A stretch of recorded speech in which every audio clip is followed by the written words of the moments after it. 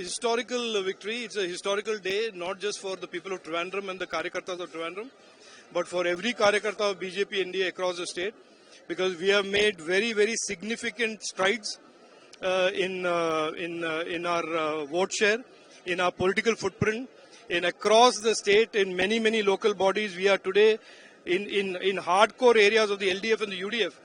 BJP and the NDA have made gains, and that those gains are not short-term gains; those are permanent gains.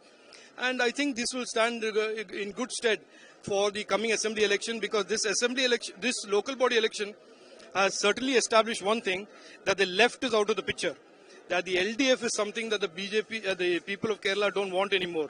It is a certain clear message, and that now the option is between the NDA and the UDF in the coming assembly election. In this election, when we look, BJP has took a lot of seats from the LDF. Right now, we are currently saying that there's a deal happened between LDF and BJP. So how are you going to respond to that? Look, I have a simple rule of not responding to Congress on anything, because whatever they say usually is nonsense.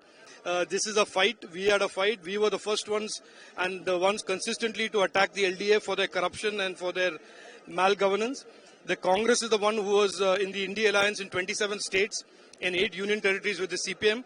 So the Congress should not try and mislead the people of Kerala into believing something other than the truth.